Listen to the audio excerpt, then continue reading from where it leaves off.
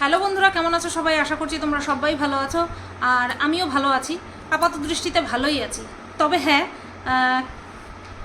বেশ কিছুদিন ধরে, আগে তো খালি ভাবতাম, প্রত্যেকটা ভিডিও করার আগে ভাবতাম করব না করব না করব না। যখন খুব ভেতরে ভরে যেত তখন ভিডিওর মাধ্যমে তোমাদের সামনে নাটক আকারে পরিবেশন করতাম।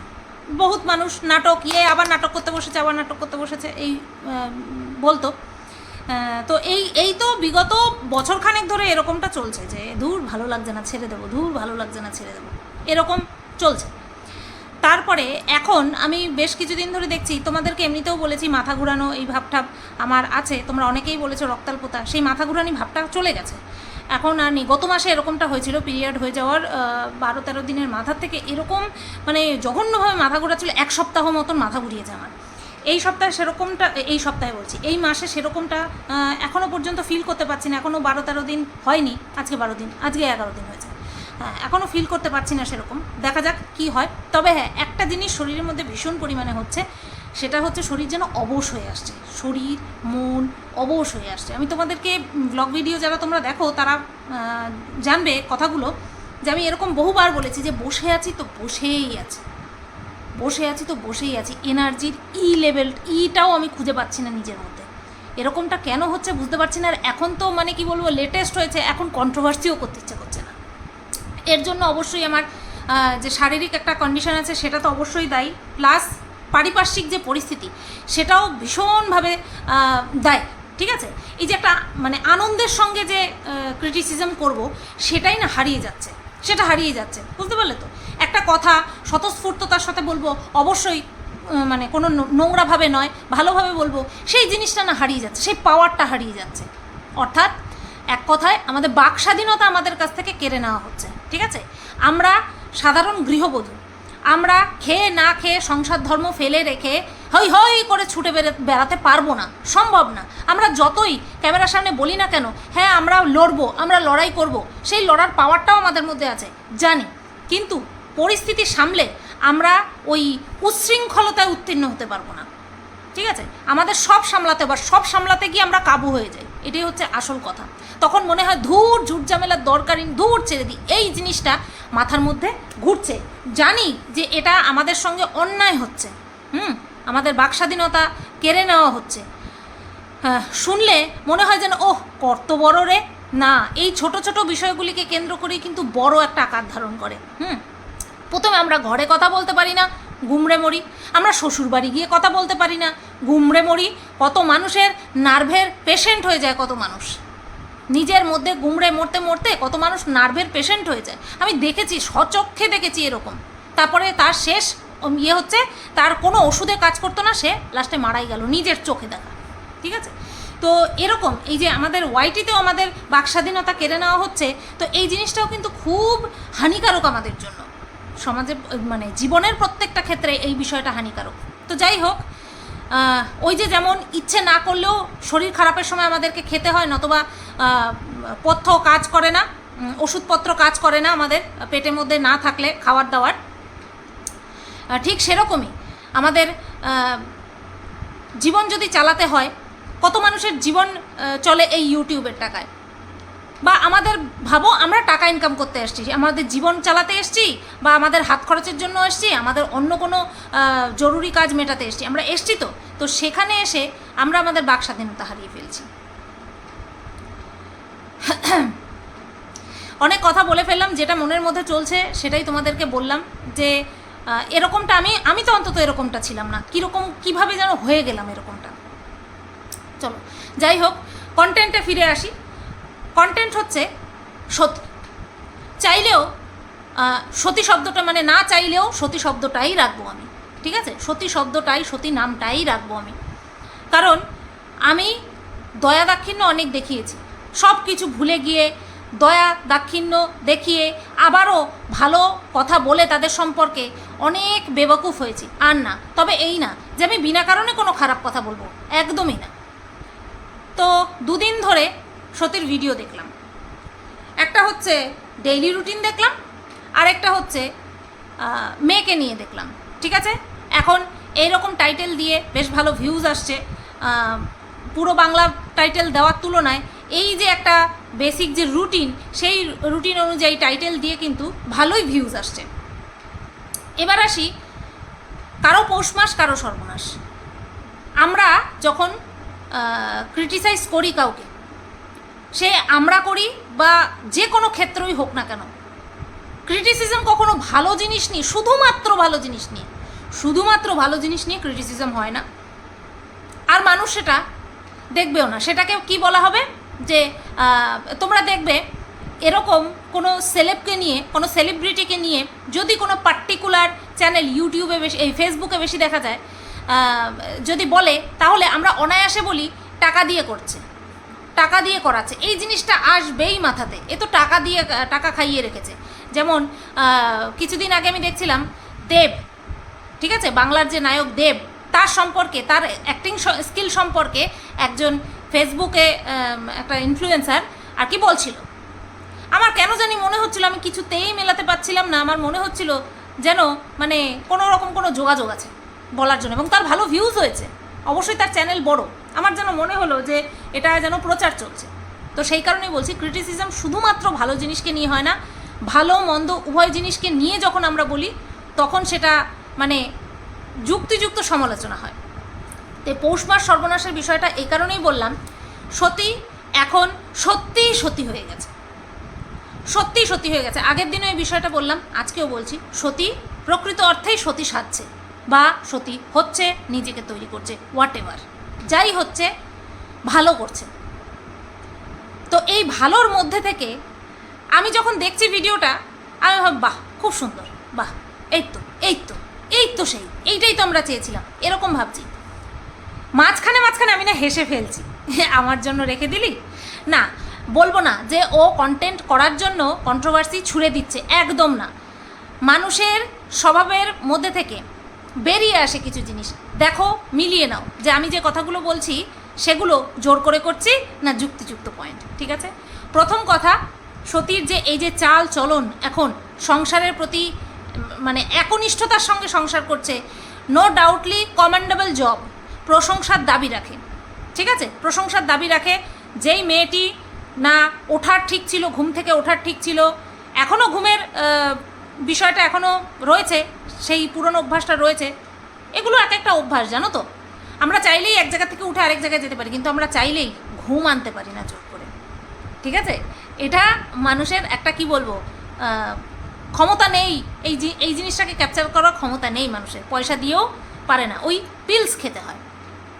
আচ্ছা, তো কি দেখছি, যেই মেয়েটা ঠিক মতন ঘুমাতো না, খেতো না, রান্নাবান্নার প্রতি সেরকম ধ্যান ছিল না, স্নান করার ঠিক ছিল না, ঠাকুর পূজা দেওয়া তো ছেড়েই দাও, সেই মেয়েটা আজকে সকালবেলায় উঠছে, তারপরে হ্যাঁ দেরি করেই উঠছে, ও দেরি করেই উঠছে কারণ ঘুমাতে দেরি হয়।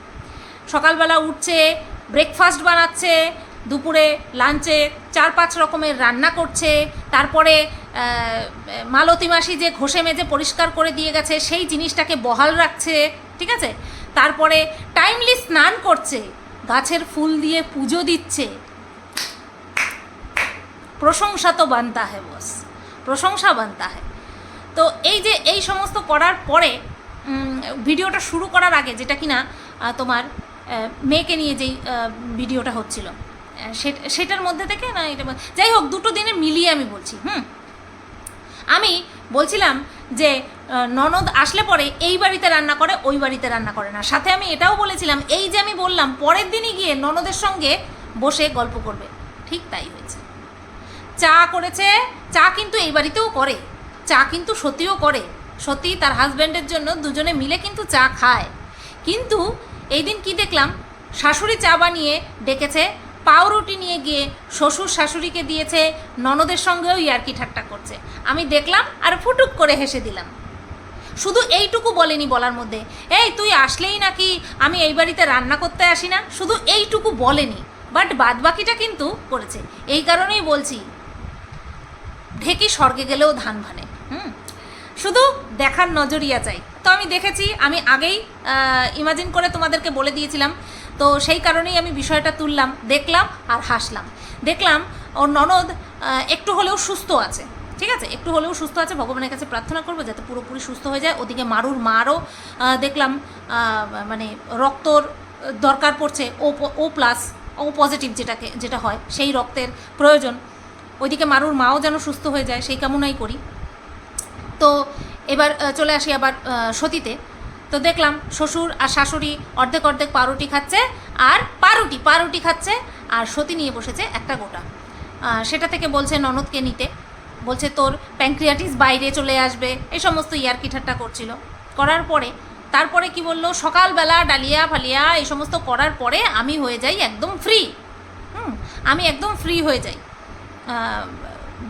মেয়ে আর স্বামীকে যখন খাওয়ানো হয়ে যায় তারপরে গিয়ে আমি হালকা হয়ে যাই। এটা কিন্তু সত্যি কথা, এটা বাস্তব সত্যি কথা।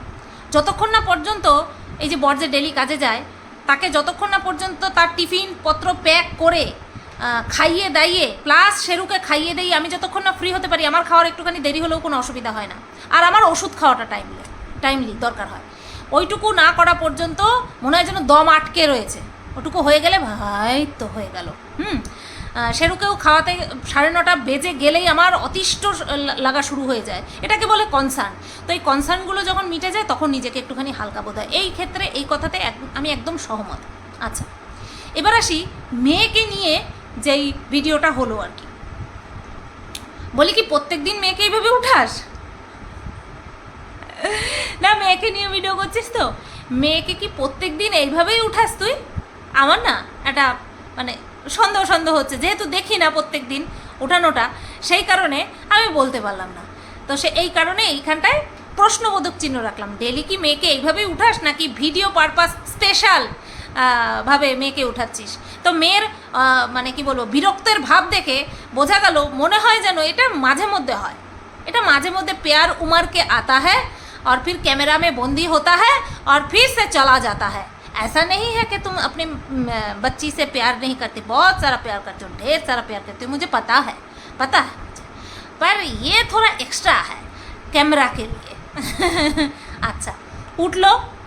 মেয়েটাকে আমরা দেখেছি নিজে নিজে ব্রাশ করে, গোল্লা পাকিয়ে রাখে, নিজে নিজে খেয়ে নেয়, দেখেছি না? আর সেটা নিয়ে আমরা অনেক বলেওছি, গোল্লা পাকিয়ে খাওয়ানো নিয়ে আমরা অনেক কিছু বলেওছি। ব্রাশ করা নিয়ে, ব্রাশ করতে তো আমি মেয়েটাকে নিজের মুখে নিজেই দেখি ব্রাশ করছে, নিজেই কুলকুচি করছে, নিজেই ধুচ্ছে। বাট না, এইটা মেয়ে পারপাস ভিডিও, মেয়ে রিলেটেড ভিডিও, সেই কারণে মেয়েকে একটুখানি করে দিতেই হবে। নতুবা মেয়েকে নিয়ে আমি কি করছি না করছি সেটা তো দেখানো হলো না। আমি টাইটেলে লিখছি মেয়ের ডেলি রুটিন, আর মেয়ে যদি নিজে নিজে ব্রাশ করে তাহলে কেমন একটা হয় না? বলি কি এইখানটায় না তুই একটুখানি ওভার রিয়্যাক্ট করে ফেলেছিস। হ্যাঁ, অতিরিক্ত ওই ওঠানো থেকে শুরু করে এই দাঁত মাজানো পর্যন্ত একটুখানি অতিরিক্ত করে ফেলেছিস। কারণ 7 বছর হতে যায় একটা বাচ্চা মেয়ে সে নিজে থেকে ব্রাশ করতে পারে, ওটা তুই না করালেও পারতিস, বুঝতে পেরেছিস? ওটা এক্সট্রা হয়ে গেল। তোর মেয়ের চোখ মুখের, ও তো বাচ্চা, ও তো আর নাটক এখনও সেরকম শিখে পারেনি। ওর এক্সপ্রেশন দেখে বোঝা যাচ্ছে যে তুমি এটা কেন করিয়ে দিচ্ছ, তুমি ওটা কেন করিয়ে দিচ্ছ। ও বাচ্চা বুঝতে পারছে না যে মেয়েটাকে নিয়ে তোর আজকের কন্টেন্ট, ঠিক আছে? আচ্ছা, ব্রাশ করা হয়ে গেল। টিফিন, ও বাবা, সত্যি সত্যি সত্যি সত্যি খুব ভালো লেগেছে। বাট লুচির বদলে যদি রুটি বানিয়ে দিতিস আরও বেশি ভালো হতো। তুই কি বললি লুচি বেলার সময়? তোর মেয়েকে তুই জিজ্ঞাসা করেছিস কি টিফিন নেবি? তোর মেয়ে বলেছে লুচি আর মিষ্টি নেব। সত্যি সত্যি লুচির সাথে মিষ্টি বলেছে তো, নাকি লুচির সাথে কিছু করে দিতে হবে তাই মিষ্টি দিয়ে ঢেকে দিলি তুই? যাই হোক, তুই বলি মেয়ে লুচি চেয়েছে তাই লুচি করে দিস। হ্যাঁ, তোর মেয়ে লুচি ভালো খায়, এটা জানি, লুচি ভালো খায়। তো এই যে যখন বেলছিলিস আর তখন বললি যে ও যেটা চায় টিফিনে সেটাই আমি দিই, যদি যেটা চাচ্ছে না সেটা যদি দিই তাহলে নষ্ট করবে টিফিন, খাবে না। এই কথাটা মাথায় রাখ, ঠিক আছে? তারপরে ফুলকো ফুলকো লুচি করে দিলি, বেশ ভালো লাগলো। তারপরে টিয়া যেই মিষ্টি এনে দিয়েছিল আমসত্ত্বওয়ালা, সেই মিষ্টি দিয়ে দিলি, সেটাও দেখলাম, সেটাও ভালো লাগলো। আচ্ছা, বাচ্চা মোজা পড়ছে, শুয়ে পড়ে মোজা পড়ছে, তুই বললি এরকমটা করলে পরে আমার সুবিধা হয়। দেখ, কিছু কিছু বিষয় না মেয়েদেরকে শুধু নয় সন্তান নির্বিশেষে শেখাতে হয়। তোর এখন শেখানোর পালা। এইভাবে মোজা পরতে হবে, এইভাবে জুতো পরতে হবে। 7 বছর হতে চললো, এই কাজগুলো বাচ্চাকে নিজের হাতে এখন শিখিয়ে দিবি, ইনস্ট্রাকশন দিবি, ও নিজে নিজে করবে, বুঝলি? মেয়ে রিলেটেড রুটিন বলে মেয়েকে সব কিছু তুই নিজের হাতে করে দিচ্ছিস, এটা কিন্তু জরুরি নয়। এটা জরুরি নয়। মেয়েটাকে তুই শেখাচ্ছিস সেটা যদি দেখতাম, এখন তোর মেয়ের শেখার বয়স, নিজে নিজে শেখার বয়স, ঠিক আছে? তো সেটা যদি তুই করতিস তাহলে আরও বেশি ফুটতো জিনিসটা। মেয়েকে কোলে কোলে করে নিয়ে ঘুরলাম আর আমার মেয়ের ডেলি রুটিন সংক্রান্ত ভিডিও হয়ে গেল, এটা একটু বেশি বড্ড বাড়াবাড়ি হয়ে গেল। আচ্ছা, তারপরে এই তো পাঠিয়ে দিলি, তারপরে মেয়েটাকে যখন খাওয়াচ্ছিস, ঠিক আছে, ইলিশ মাছ রান্না করলি, ডিম হবে, তো তার সেটা ওই শাশুড়ি বৌমার মধ্যে কথোপকথন, ওটা নিয়ে আমি যাচ্ছি না। ইলিশ মাছ করেছিস, এবার তোর মেয়ে যে ইলিশ মাছ খায় না সেটা আমরা জানি। এর আগে বলেওছি যে তোর মেয়ে যখন ইলিশ মাছ পছন্দ করে না, অনলি বিকজ অফ কাটা, এই কাটার জন্যই বাচ্চারা পছন্দ করে না মাছ। তো তোকে এর আগে অনেকবার বলেছি যে মেয়ে যখন ইলিশ মাছ খায় না তখন মেয়ের জন্য একটা ডিম করে নিতে পারতিস বা অন্য কোনো মাছ করে নিতে পারতিস যেটা তোর মেয়ে ভালো খায়। তো আজকে কি করলি, সেই জায়গাটা তুই গ্যাপ করে দিলি। ও বাবা, একটা মহিয়সী ডায়লগ দিয়ে, মহিয়সী এই অর্থে বললাম, তোর মুখ থেকে এরকমটা কখনো শুনিনি, তার জন্য মহিয়সী ডায়লগ বললাম। সেটা কি? সেটা হচ্ছে মেয়েকে আজকে খাইয়ে দিচ্ছি কারণ ইলিশ মাছ মেয়ে পছন্দ করে না, আর আমি চাই আমার মেয়ে সব কিছু খাক। ও মাই গড, ও মাই গড, একই দিনে দুই রকমের কথা। সেটা হচ্ছে এই যে তুই বলছিস আমি চাই মেয়ে সব কিছু খাক, এমন যেন না হয় বড় হয়ে বলবে আমি এটা খাবো না ওটা খাবো না, এরকমটা যেন না করে। ও রিয়েলি? দুপুরবেলা এই কথা বলছিস, মেয়েকে ইলিশ মাছ দিয়ে খাওয়াতে খাওয়াতে নিজের হাতে খাইয়ে দিচ্ছিস। সকালবেলা বললি যে ও যেটা চায় আমি সেটাই টিফিনে করে দিই, ও যেটা না চায় সেটা যদি করে দিই তাহলে সেটা নষ্ট করে। একই দিনে দুই রকম কথা, তোর অভ্যাস আছে এরকমটা বলার। ওই যে একবার বলেছিলিস মনে আছে, ফাস্ট ফুডের প্রতি আমার ভক্তি নেই, অথচ বাইরে বেরিয়ে কী খেলি, আলুর চপ, বেগুনি, এই সমস্ত খেলি। তো একবারে নিজেকে পরিবর্তন করা সম্ভব নয়, তো আমরা আছি গাইড করার জন্য, বলে দিলাম এই বিষয়গুলোর উপরে ধ্যান দিবি, যে একই দিনে আমি দুরকম কথা যেন না বলে ফেলি একটা বিষয়কে কেন্দ্র করে। বিষয়টা হচ্ছে সেকেন্ড যেই কথাটা বলেছিস সেটা একদম ঠিক বলেছিস, যে খাবো না বললেই আমি সেটা দেবো না, এরকমটা না, সব কিছু খেতে হবে, সব কিছু অভ্যাস করতে হবে। হ্যাঁ, হজমে অসুবিধা হচ্ছে বা সহ্য হচ্ছে না বা অ্যালার্জি, সেই বিষয়টাকে নজরে রাখতে হবে, সেগুলোকে অ্যাভয়েড করতে হবে, কারণ সেখানে জোর করেও কোনো কিছু হবে না, ঠিক আছে? অনেকে যেমন বেগুনে অ্যালার্জি, ডিমে অ্যালার্জি, চিংড়ি মাছে অ্যালার্জি, সেগুলো তো আর জোর করে খেলে হবে না, সেগুলোতে অ্যালার্জি হয়, সেগুলোকে অ্যাভয়েড করতে হবে। কিন্তু এই যে সকালবেলা যেটা বললি, লুচি বেলতে বেলতে যে যেটা চায় সেটাই করে দিন, না, সেটা করা যাবে না, হেলদি জিনিস দিতে হবে। ওই লুচির বদলে তুই রুটি করে দিতে পারতিস, সেটা হেলদি হতো, বুঝতে পারলি? দেখ, কন্ট্রোভার্সি এটাকেই বলে। সবসময় তোর চরিত্র বিশ্লেষণ করতে হবে এমনটা কিন্তু না। যাই হোক, এই তো গেল মহিয়সী ডায়লগ। তা এর মধ্যেও আরেকটা যুক্ত আছে, যেদিন সোনা বৌদির বাবার শ্রাদ্ধ অনুষ্ঠানে গেলি সেই দিন, বাই দ্য ওয়ে, সোনা বৌদি কিন্তু আমার লাইভে এসেছিল। বড্ড মাটির মানুষ রে, বড্ড মাটির মানুষ। পয়েন্টে ফিরে আসি, যেদিন সোনা বৌদির বাড়িতে শ্রাদ্ধানুষ্ঠানে গেলি সেই দিন তোর মেয়ে একটা ঝিকিমিকি জামা পরেছিল সাদা রঙের। আমরা প্রত্যেকে বলেছিলাম ওই বিভৎস গরম, তার মধ্যে ও বোঝে না যে কোনটা ওর ত্বকের জন্য বা ওয়েদারের জন্য সুইটেবল, সেটা দেখার দায়িত্ব তোর। কিন্তু তুই কি বলেছিলিস, যে মেয়ের ড্রেস মেয়ে বেছে নিয়ে বের করে নিয়ে চলে যায়, বা সেটাই পরে, যেটাও পছন্দ করে সেটাই পরে। আজকে হঠাৎ করে তুই যদি বলিস ও খেতে না চাইলেও ওকে খাওয়াবো, কেমন যেন একটুখানি খাপ খাচ্ছে না, বেমানান হয়ে যাচ্ছে, বুঝতে পারলি? খাওয়া পড়া সব কিছুতে বাচ্চারা যতদিন না পর্যন্ত নিজের বুঝে, বাবা মা হিসাবে তাদেরকে ভালোটা বুঝিয়ে দেওয়ার দায়িত্ব তোদের। দেখ, আমার বাচ্চা হয়নি কিন্তু তবুও আমি বুঝি, তবুও আমি তোদেরকে বলছি, ভালো জিনিসটাই কিন্তু বলছি, ঠিক আছে? এই বিষয়গুলো না আমার তখন মনে পড়ে যাচ্ছিলো, তুই যখন দুপুরবেলা খেতে খেতে ডায়লগ দিচ্ছিলিস তখন আমার মনে পড়ে যাচ্ছিলো, বুঝতে পারলি? তো এই তো তুই সেই দিন ইলিশ মাছ হয়েছে, তোর মেয়ে খায়নি, আলু ভাজা দিয়ে খাইয়েছিস, মনে আছে? আচ্ছা, যাই হোক, এবার মেয়েকে নিয়ে যখন, পুরোটা মেয়েকে নিয়েই হবে। দেখ, ভালো জিনিস বলছি, কোনো খারাপ কথা বলছি না, কিন্তু আমার এই কথা শুনে তোর মেয়ের সামনে ভিডিওটা চালিয়ে দিস, তোর মেয়ে কিন্তু ডিপ্রেশনে যাবে না, বুঝতে পেরেছিস? তোর আসল রূপটা ধরে ফেলবে। হ্যাঁ মা, এ তো এই মহিলা তো ঠিকই বলেছে, জানি না আমাকে কী নামে ডাকে, ঠিকই তো বলেছে। আচ্ছা, এবার আসি ডাক্তার দেখানোর কথা। এই ডাক্তার দেখানো যাওয়ার কথা ছিল তোর গুজরাটে যাওয়ার আগে, অথবা হ্যাঁ গুজরাটে যাওয়ার আগে। গুজরাট গেলি, দার্জিলিং গেলি, তারপরে এবার মেয়েকে নিয়ে। আফটার অল মেয়ে রিলেটেড ভিডিও তো সেখানে মেয়েকে নিয়ে সারাটা দিন থাকতে হবে। You are a true professional vlogger, সত্যি তুই প্রফেশনাল ব্লগার একজন। তো মেয়ের ডাক্তার দেখালি, মেয়ের কোনো রোগ নেই, অবশ্যই এই বয়সে থাকবে না, এই বয়সে সব অর্গানগুলো একদম নিখাদ কাঁচা থাকে। আস্তে আস্তে সেটাকে যদি প্রপার ইসেতে না রাখা যায়, মানে কি বলবো, নিয়মে না রাখা যায়, তখনই আস্তে আস্তে বরবাদির দিকে যায়। তো দেখ তুই কী করছিস, আমি আর মুখে ভাঙিয়ে বলবো না। তো বলেছে কোনো অসুবিধা নেই, রোগা আছে বাট নিরোগ আছে। হ্যাঁ, এখনও পর্যন্ত নিরোগী আছে। আমি অবাক হয়ে গেলাম একটা কথা শুনে। ওই তুই প্রোটিন পাউডার জুনিয়র এনেছিস না, আমার বরের জন্য ওটা প্রোটিন পাউডার অ্যাডাল্ট ছিল অবশ্যই। আমার বর ঘুমের জন্য রাত 1টা-1:30 পর্যন্ত তোর মেয়ে জেগে থাকে।